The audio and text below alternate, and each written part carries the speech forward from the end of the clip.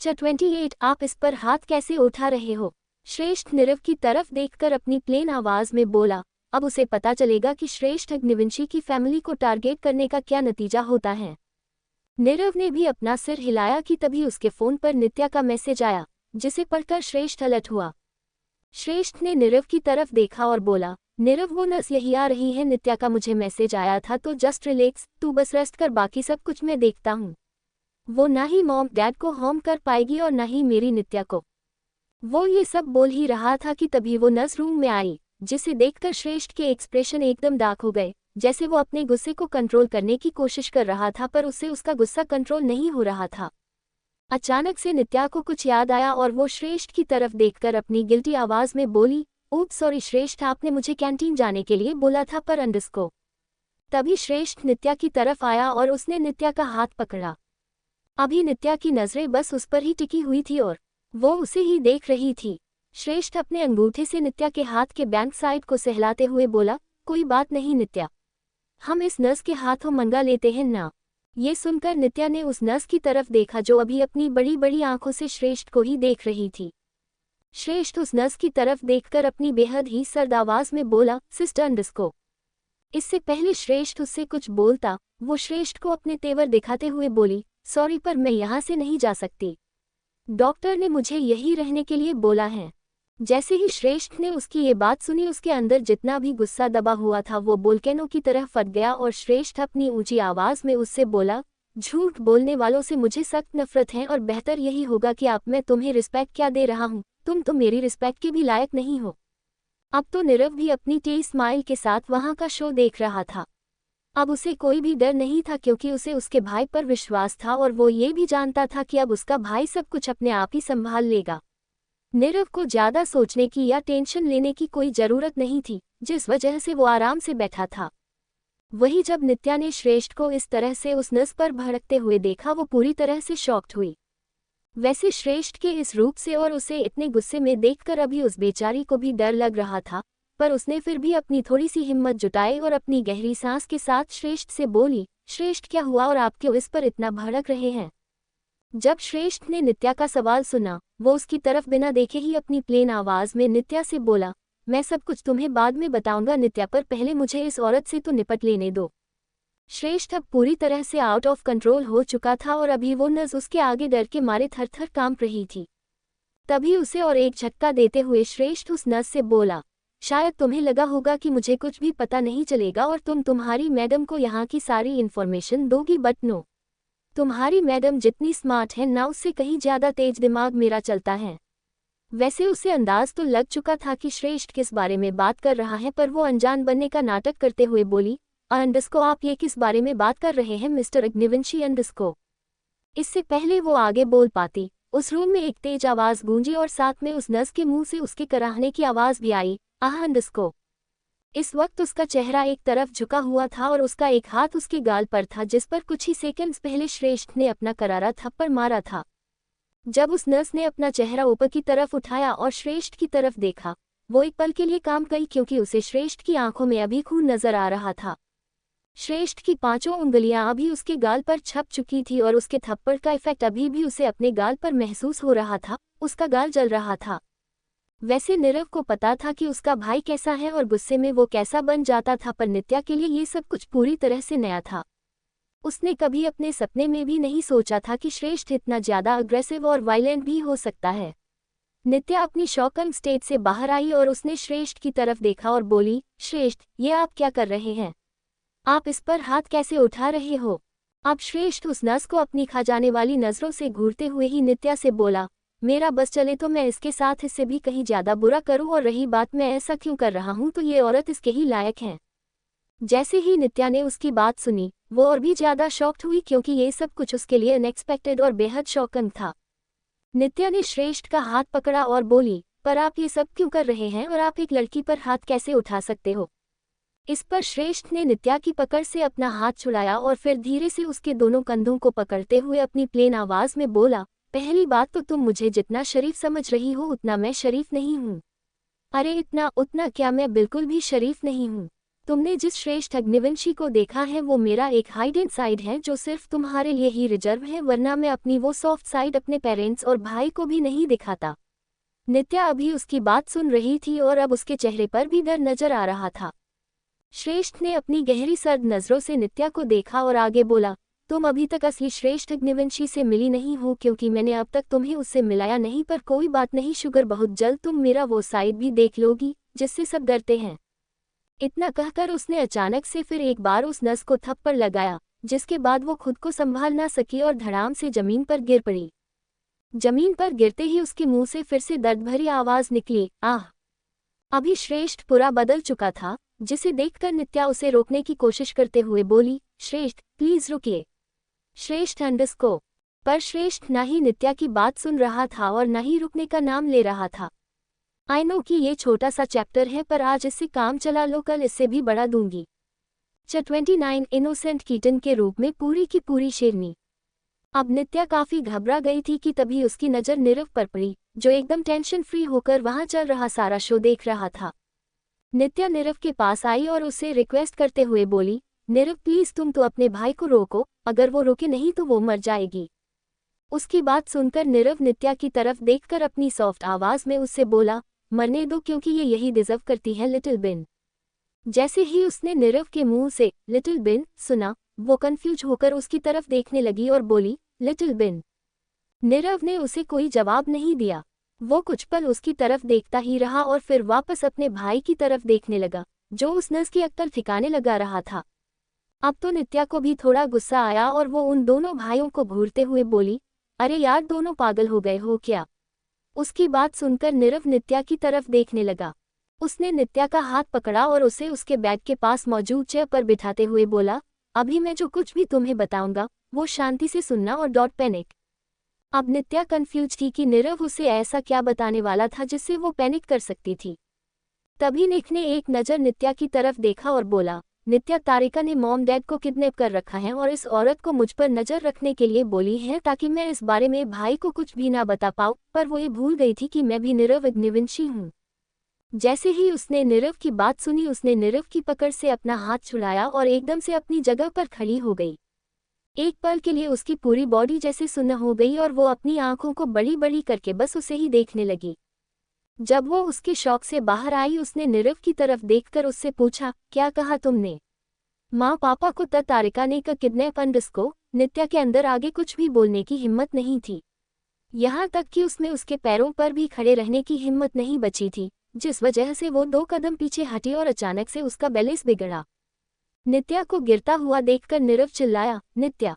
इससे पहले वो जमीन को छूती, श्रेष्ठ ने नित्या को अपनी बाहों में भर लिया और उसे अपने सीने के बेहद करीब लगाते हुए खुद भी गहरी सांसें लेने लगा। इस वक्त श्रेष्ठ का दिल तेजी से धड़क रहा था और ये नित्या महसूस कर पा रही थी। अब नीरव भी नित्या के लिए परेशान हो गया। वही श्रेष्ठ ने नित्या को खुद से थोड़ा दूर किया और फिर उसके चेहरे को अपने हाथों में भरकर अपनी चिंता भरी आवाज में बोला, आर यू ओके नित्या।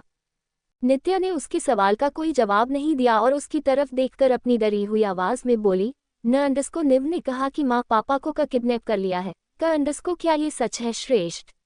श्रेष्ठ को समझ में नहीं आ रहा था कि जो नित्या को क्या जवाब दे, जिस वजह से वो अभी शांत था। उसे शांत देखकर नित्या और भी ज्यादा घबरा गई और उसने श्रेष्ठ से पूछ, आप चुप क्यों हैं, बोलिए ना, क्या ये सच है। तभी श्रेष्ठ ने एक लंबी सांस ली और अपना सिर हाँ में हिलाते हुए बोला, हाँ, तारिका ने मॉम डैड को किडनैप कर रखा है। अब तो जैसे नित्या को मिनी हार्ट अटैक ही आ गया था और वो तेजी से अपना सिर इधर से उधर हिलाते हुए बोली, ये नहीं हो सकता। मैं उन दोनों को खुद से दूर नहीं जाने दे सकती। जब उन दोनों भाइयों ने नित्या को ऐसे देखा, उन्हें बहुत बुरा लगा, पर वो कुछ कर भी नहीं पा रहे थे।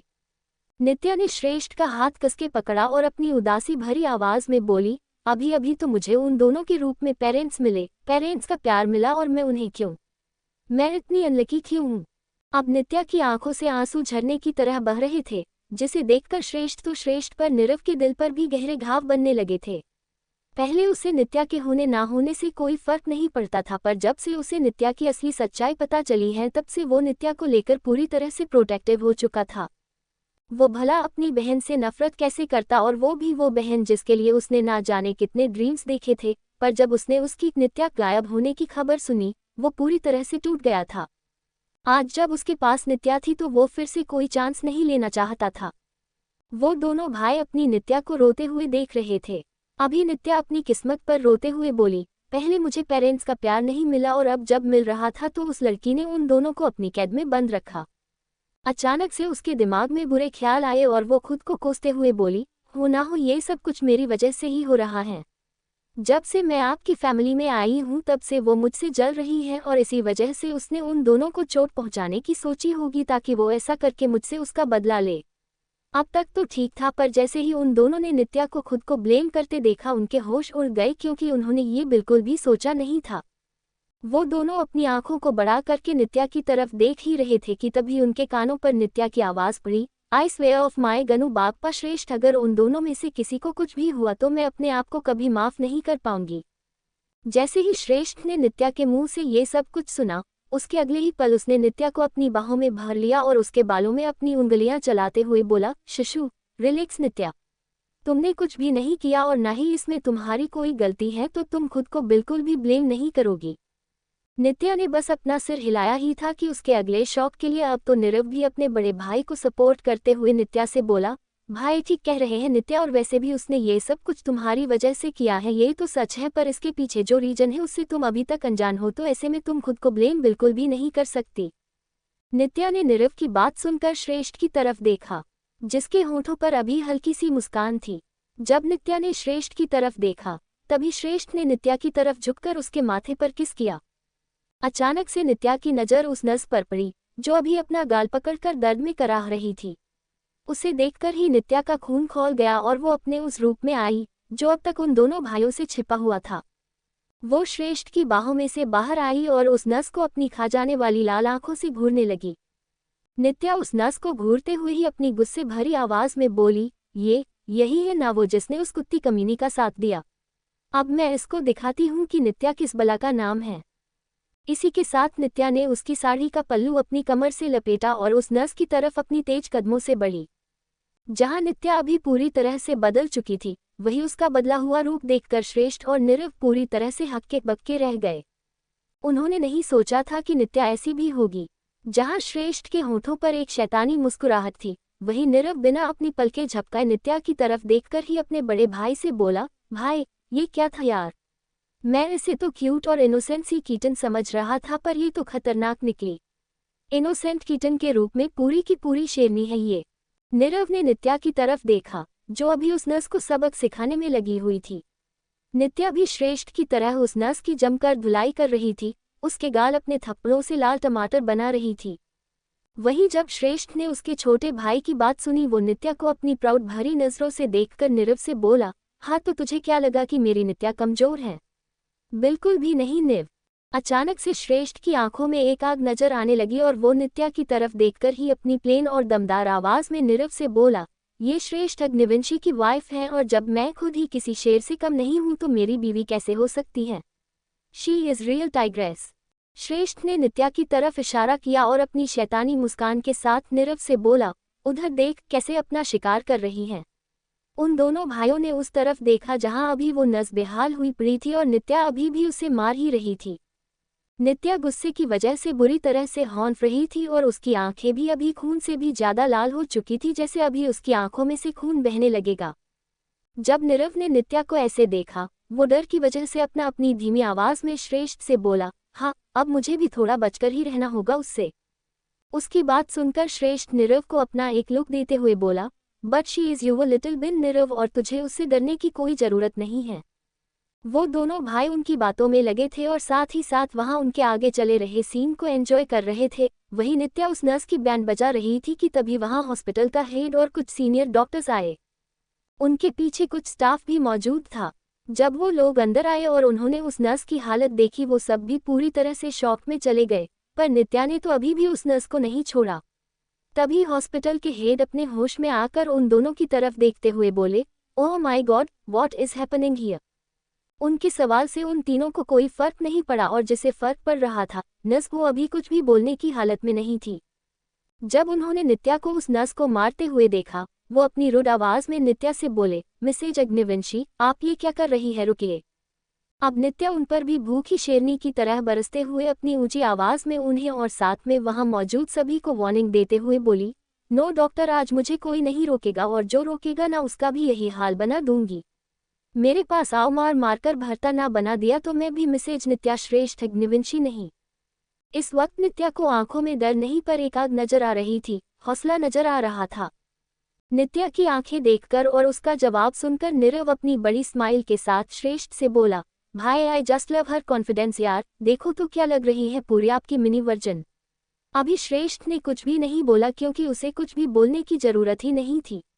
उसकी आंखें ही सब कुछ बयां कर रही थी कि इस वक्त वो नित्या पर कितना ज्यादा प्राउड फील कर रहा था। जब हॉस्पिटल के हेड ने नित्या की बात सुनी, उन्हें भी गुस्सा आया और वो नित्या से बोले, लगता है आप ऐसे नहीं मानेगी।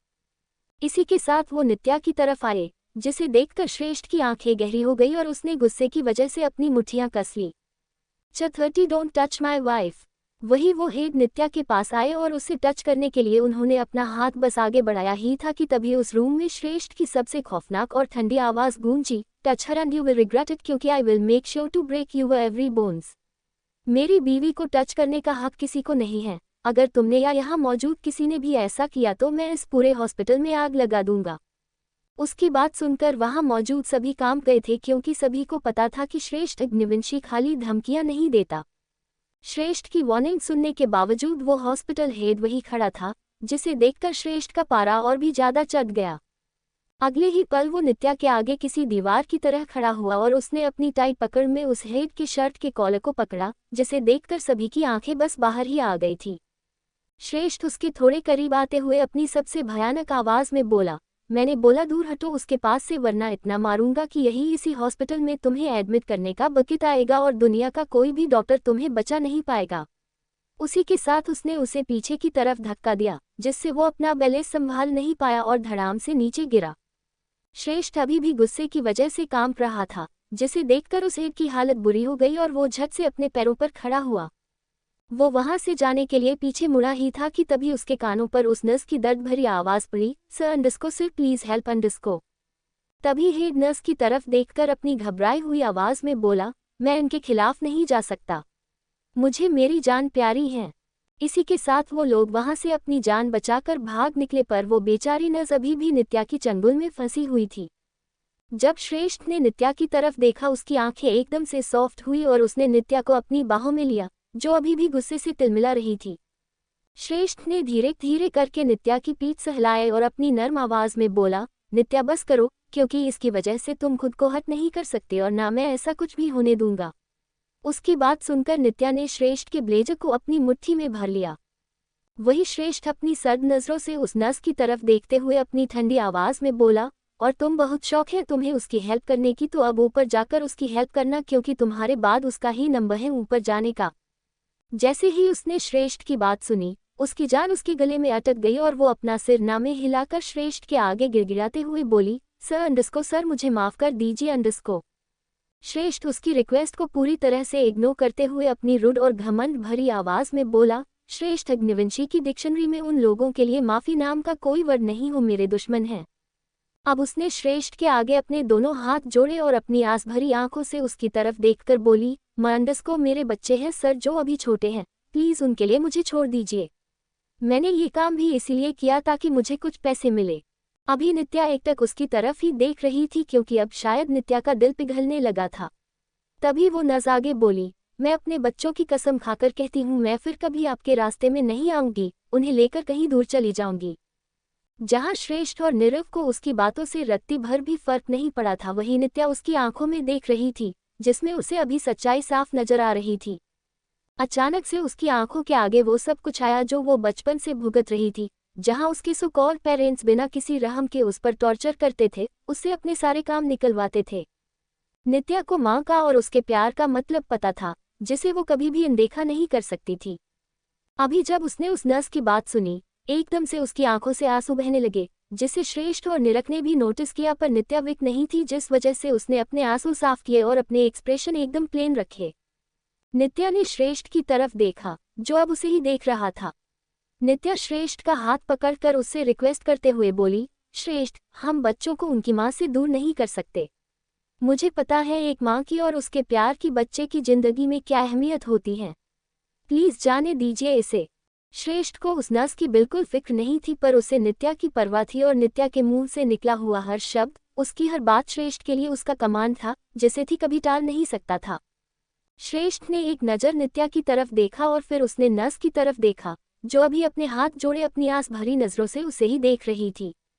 श्रेष्ठ अपनी प्लेन आवाज में उससे बोला, आज तुम्हारे बच्चों की वजह से तुम बच गई।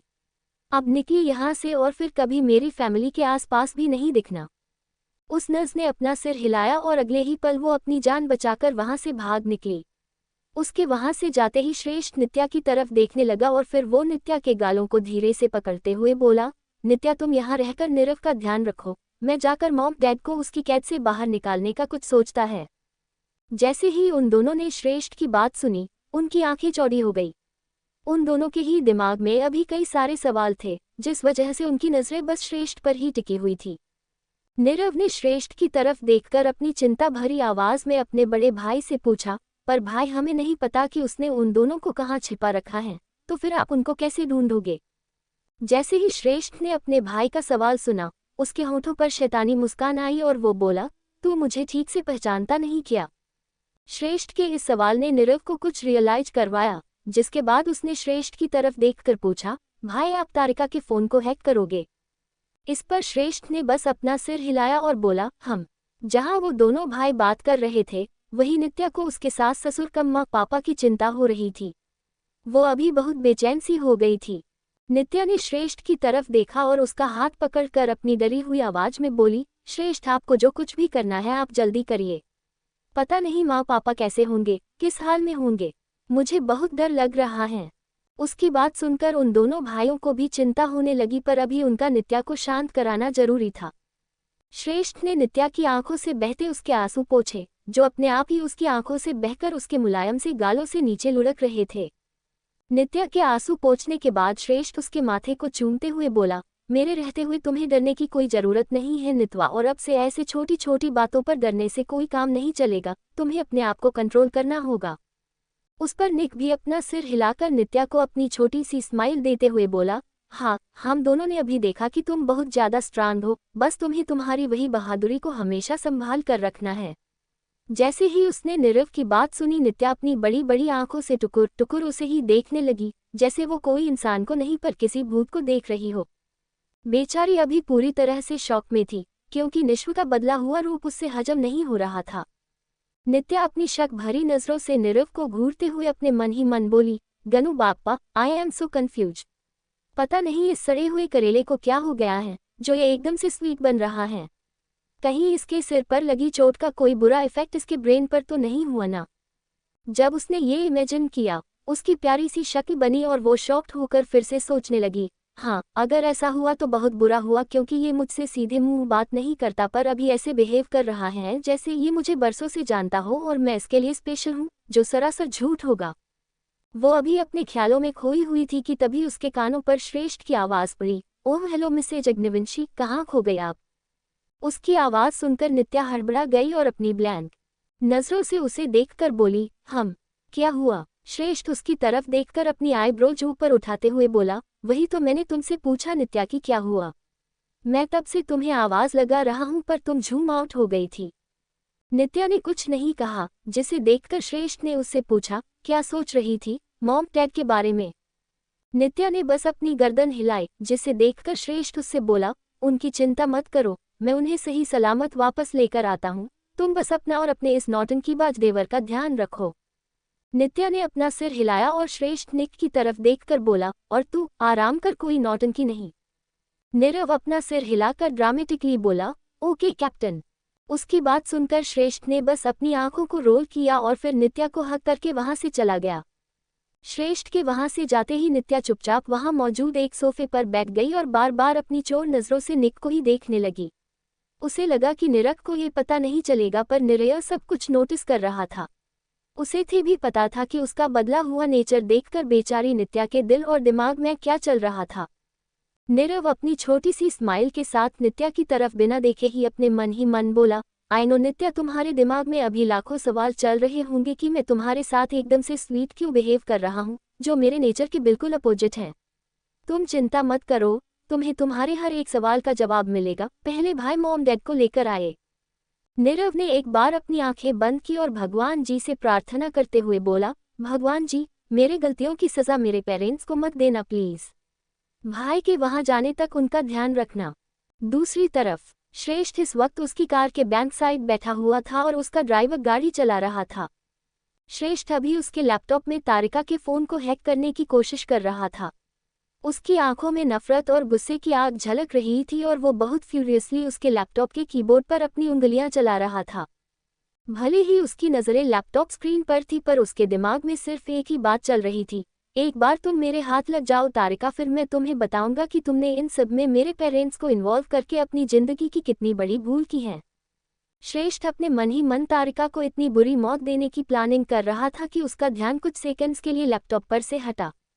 जैसे ही वो अपने होश में आया, उसने लैपटॉप स्क्रीन की तरफ देखा, जिसे देखते ही उसके होंठों पर तिरछी मुस्कुराहट आई और वो बोला, ग्रेट, उसका फोन तो हैक हो गया, अब जल्दी लोकेशन भी मिल जाए तो अच्छा होगा। श्रेष्ठ ने तारिका के फोन को हैक करके उसकी कॉल हिस्ट्री निकाली, जिसमें उसे एक नंबर बार बार रिपीट होते हुए दिख रहा था। उस नंबर को देखकर श्रेष्ठ खुद से ही बोला, ये इस नंबर से लगातार कॉल आए हैं, इसे I should track this number. Thanks for watching by IG unlimited.